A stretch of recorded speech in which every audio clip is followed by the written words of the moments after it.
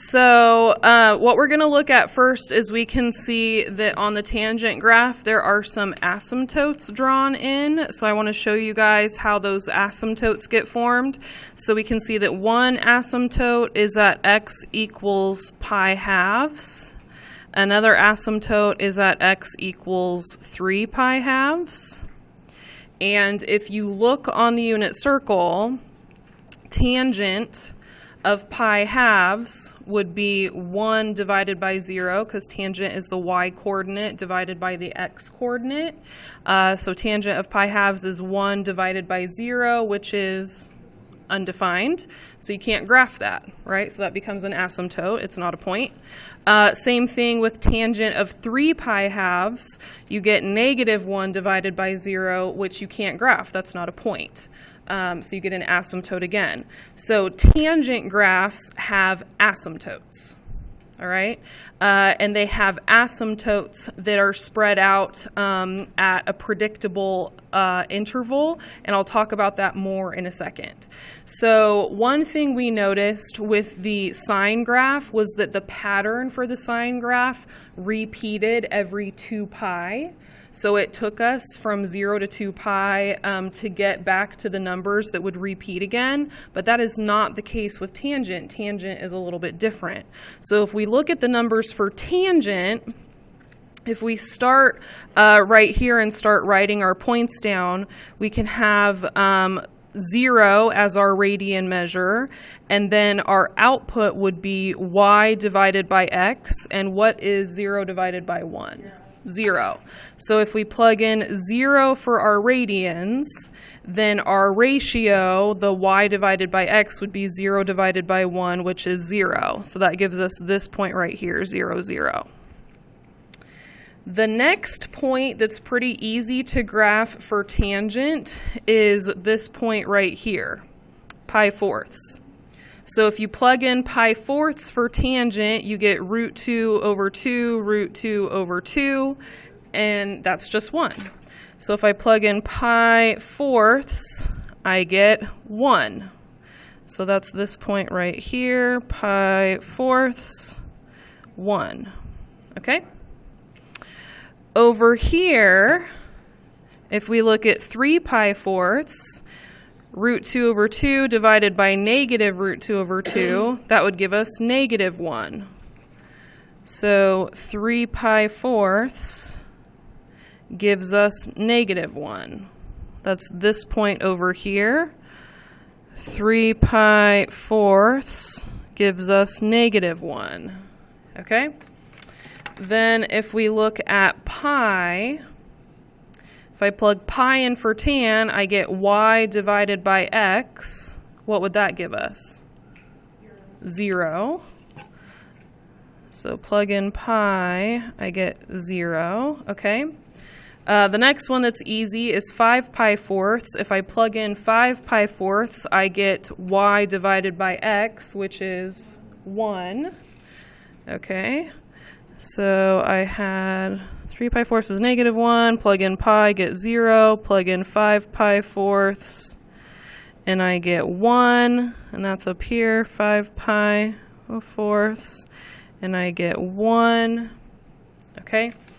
And then if I go over here and I plug in 7 pi fourths, what do I get? Negative 1. 7 pi fourths, and I get negative 1, and you can see over here if I go right in the middle and go down, there it is. So this would be 7 pi fourths, negative 1. Okay? Now this one wasn't originally drawn on the graph, this one over here was, and this one was going backwards. Does anyone know what this point was? Can you tell? Negative pi fourths. So this point is actually the same as 7 pi fourths. It's coterminal with it. It's just if we went backwards on the unit circle. So this point would have been going this way instead, negative pi fourths, which also would have been negative 1. So I'm going to go ahead and label that even though I don't have space in my chart. This would have been negative pi fourths, negative 1. So if you notice, This is the period of the graph. This is how big the graph is. So the graph is not 2 pi this time. How wide is the graph this time? Not pi halves. How wide is it if it goes from 1/2 to 3/2? It's a width of pi. So the period for these graphs, and you could write this down, the period for these graphs is pi. That's how often it takes for a tangent graph to repeat itself. So you'll notice if you look at the x-intercepts, we have an x-intercept at 0, and then at pi, and then at 2 pi. So the x-intercepts are the same distance apart as the period. The vertical asymptotes are also the same distance apart as the period of the graph. So negative pi halves to pi halves is a distance of pi. Pi halves to 3 pi halves is a distance of pi. 3 pi halves, the next one would have been 5 pi halves if we could see that far on the graph. Does that make sense? Okay. Tangent graphs don't have an amplitude because they don't have a highest point and a lowest point. So they don't have something where they're going up and going down and you say, oh, from the middle to the highest point is this amplitude. They do, however, have that vertical stretch, and that's the length of this. So just like a cos graph and a sine graph, the regular vertical stretch is going to be a vertical stretch of 1. This is going to be normal. If you have a different number here, then from here to here would be that other number. So we're still going to find that number. That number is going to be important. It's going to tell us this distance, even though the word for that distance is no longer amplitude for this particular set of notes. Okay? So if the equation had a 3 in the front of the tangent graph, this wouldn't be up 1, it would be up 3. Does that make sense? If this was negative, instead of the curve going up like this and kind of having a positive slope to it, the curve would go down. It would go the opposite direction, and it would kind of have a negative slope to it. Does that make sense?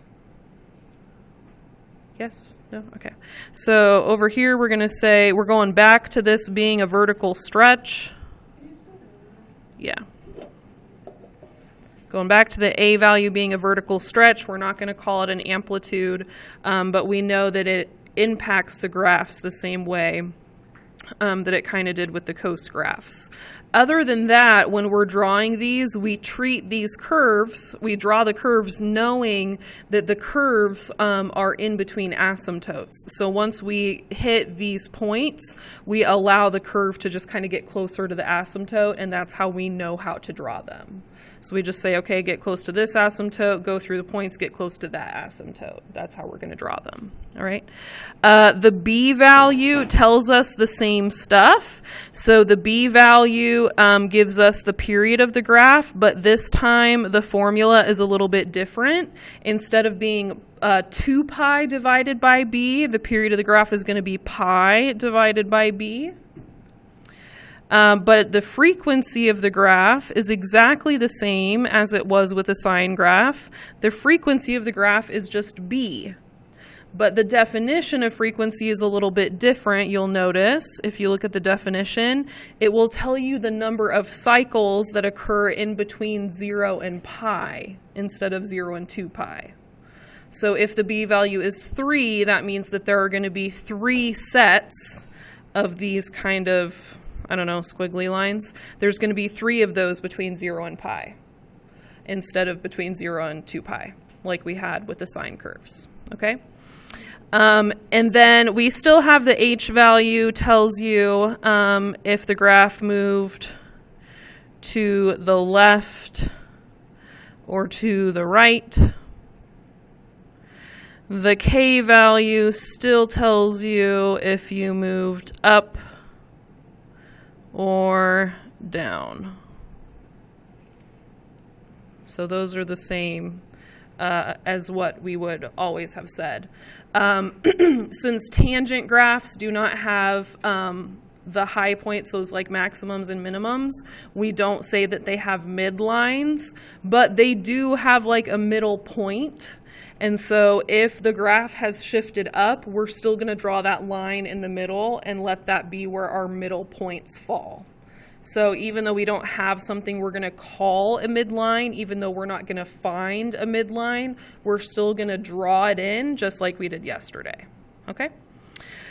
All right, so let's go ahead and let's practice some of these tangent graphs. So if we look at this, and you can see I put some different information in here to reflect that we're doing a different type of graph. So this says just y equals tangent of 3x. And so the period of the graph, we're going to say is pi divided by the b value. So pi divided by the b value is going to be the period of the graph. So the period is pi thirds.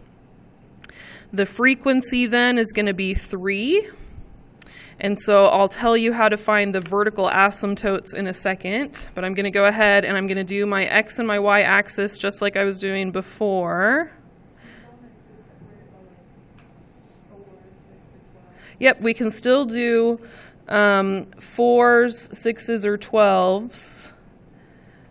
Because if you look at these graphs, what ends up happening is you put your x-intercepts in like this, and then your asymptote is right in the middle, and then your next point is in the middle of that. And so that's why we're going to divide it into 4s, 6s, or 12, or 4 8s or 12s. 4 8s or 12s because we want to divide it into numbers that can be divided by 4. Yeah. So we're going to do 4s, 8s, or 12s.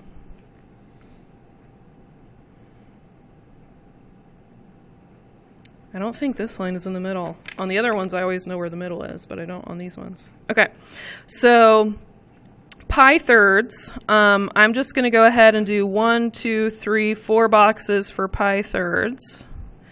1, 2, 3, 4 boxes for 2 pi thirds.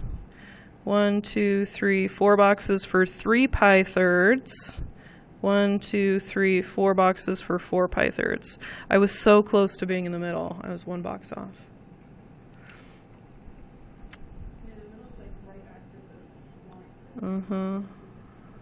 Good to know.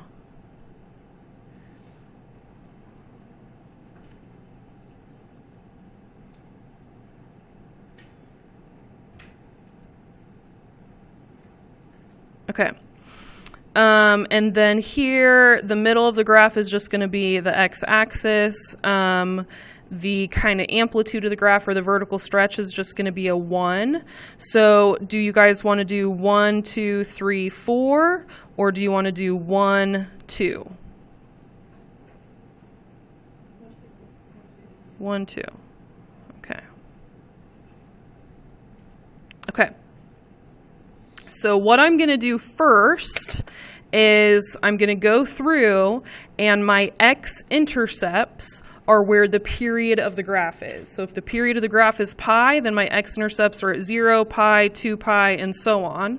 And so since the period of the graph for this one is pi thirds, then that means that my x-intercepts are at 0, pi thirds, 2 pi thirds, pi, 4 pi thirds.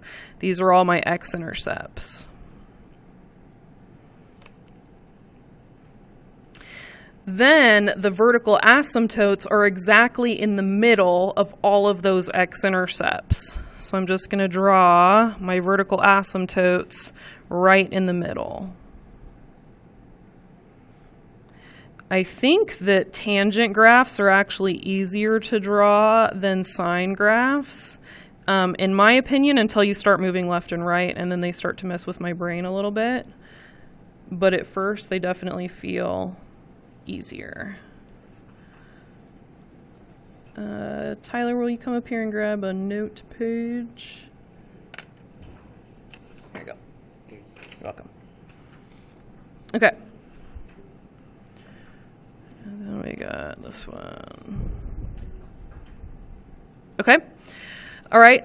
And then what we're going to do is we're going to graph whatever that vertical stretch or vertical compression is, or just 1 if it's normal. So you can see that from the x-intercept to the asymptote, you go up 1 and down 1, or up 1 this way and down 1 this way, depending on if it's a positive graph or a negative graph. So this one has just a regular stretch. It's not extra tall. It's not compressed. So from the middle point from your x-intercept, we're going to go up 2 boxes because that's what 1 is. So right in the middle of these, we're going to go up 2 boxes. Right in the middle, we're going to go down 2 boxes. And that's because this is just 1. So not extra stretched out, not compressed down, just normal. And I did my whole graph from left to right, but you don't have to do your whole graph if you don't want to.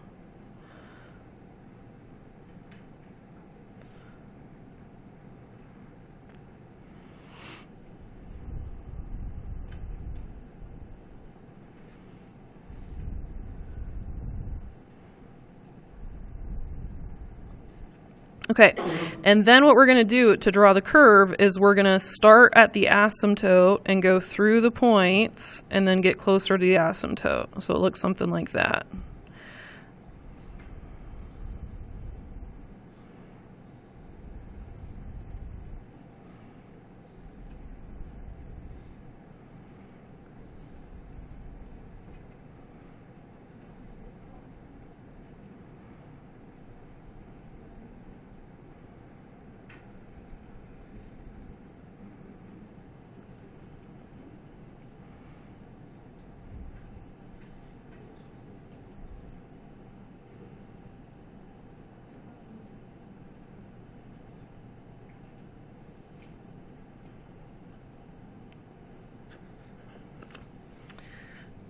Okay, so next we need to know where our vertical asymptotes are.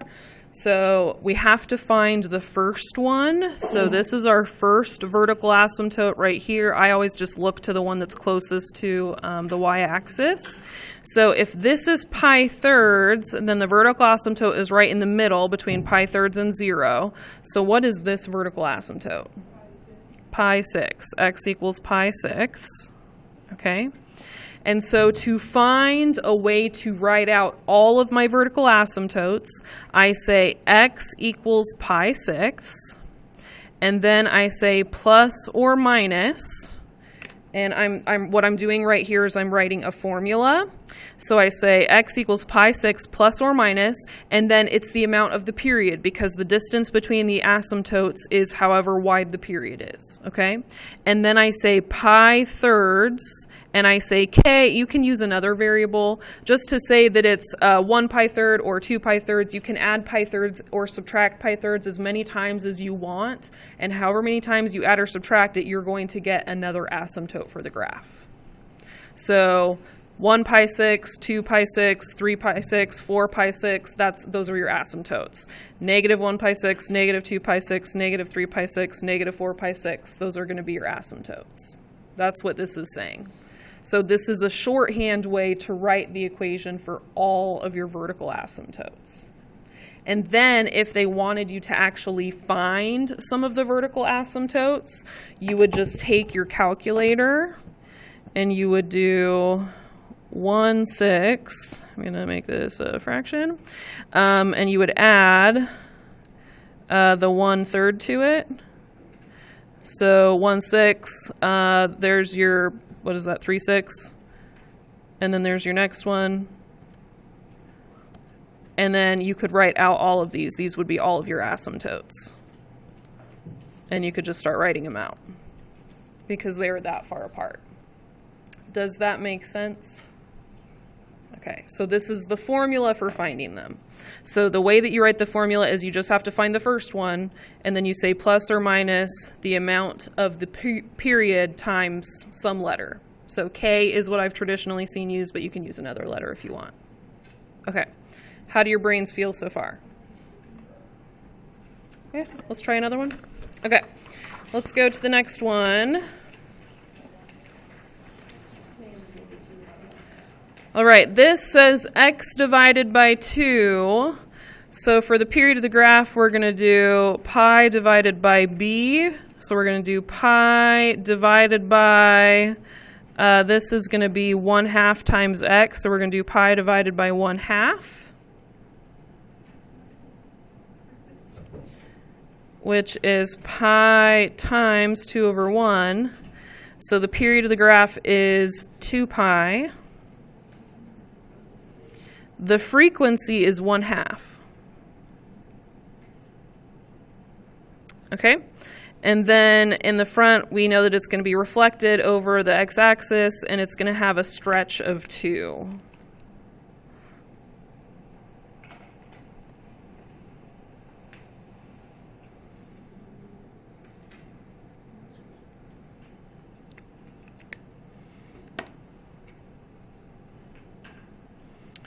Okay, so I'm going to do 1, 2, 3, 4, put a pi, 1, 2, 3, 4, put a 2 pi, 1, 2, 3, 4, put a 3 pi, 1, 2, 3, 4, put a 4 pi, 1, 2, 3, 4.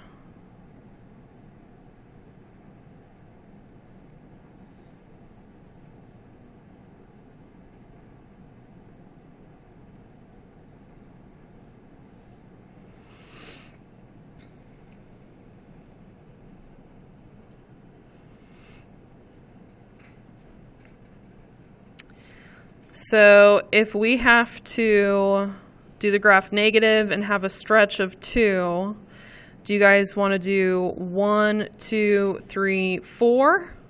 Or do you want to do 1, 2? 1, 2? Okay.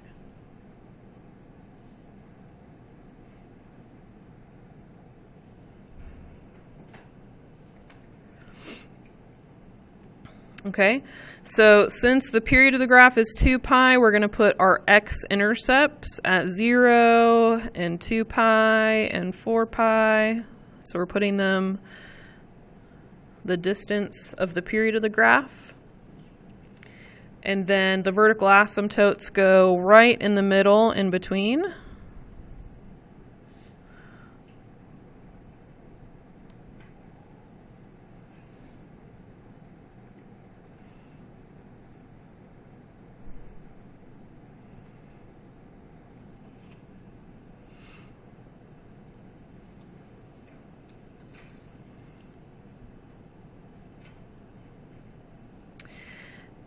And then right in the middle of the point, our x-intercept and the asymptote is where we're going to do our amplitude, well, our vertical stretch of 2 and reflect over x. So instead of having this kind of positive slope like this, we're going to have a negative slope. So between these two, right in the middle, I'm going to do an amplitude of 2. So amplitude of 2. This is going to be kind of hard to draw. Do we want to change our scale of this, or do we want to draw it like that? We want to do 1, 2, 3, 4? I think it'll be easier if we can get closer to the asymptotes. So I'm going to change it.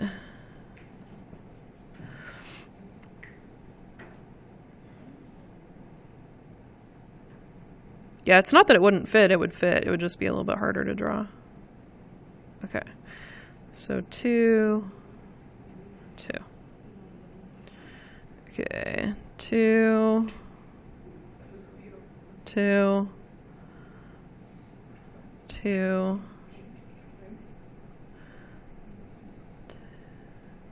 2. Okay.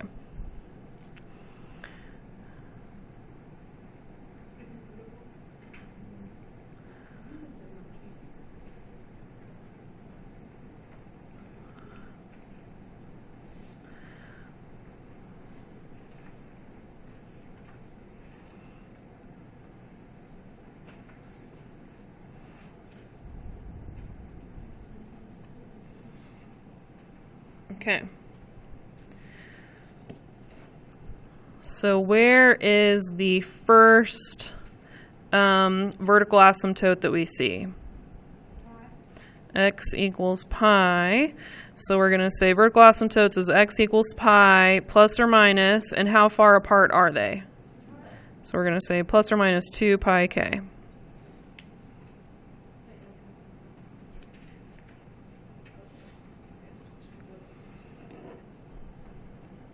Okay. Let's try this one.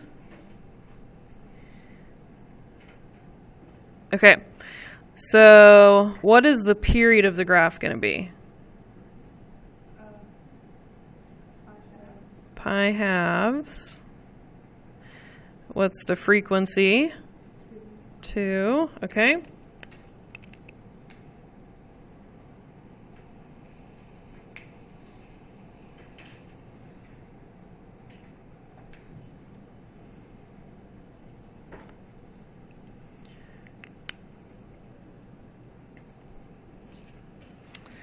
So, do we want to do 4 boxes, 8 boxes, or 12 boxes? 4. 1, 2, 3, 4. 1, 2, 3, 4. 1, 2, 3, 4.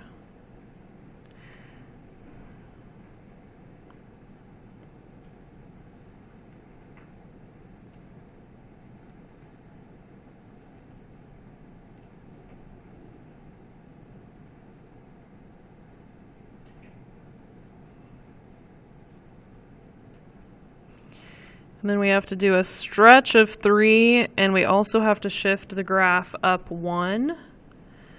So should we do 1, 2, 3, 4? 1, 2, 1, 2, 3, 4? Yeah.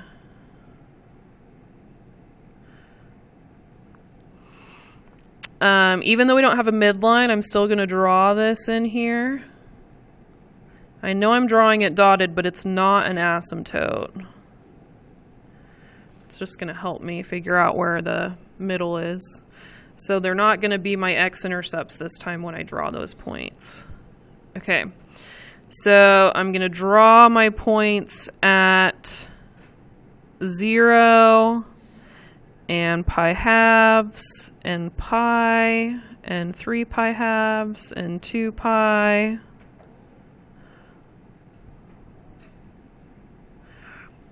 Okay. And then what else am I going to do?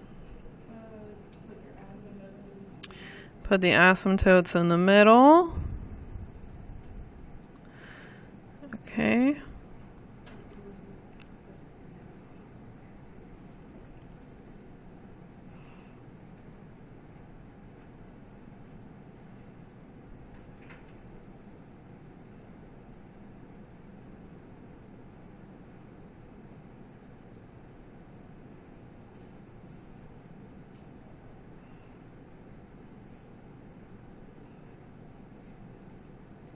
Okay, and then we have our vertical stretch of 3, and it's a positive 3.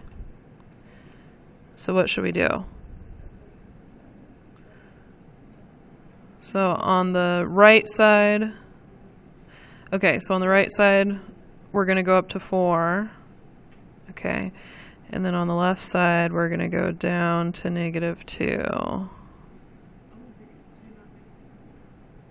It was a typo, that's what you meant.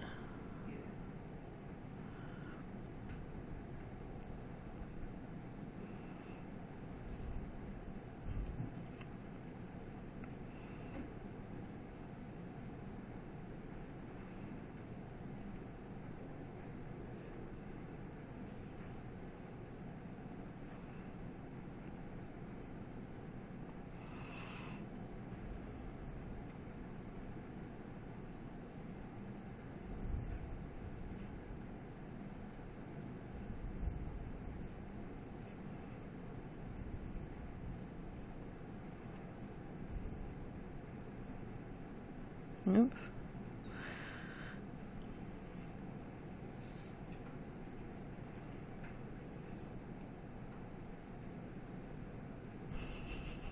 Mine are getting worse and worse as they go down the line.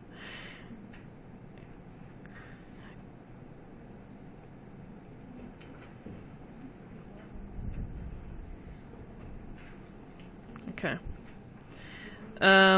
Where is the first vertical asymptote? Okay, x equals pi fourths. There it is. So I'm going to write x equals pi fourths plus or minus pi halves. Okay. Okay.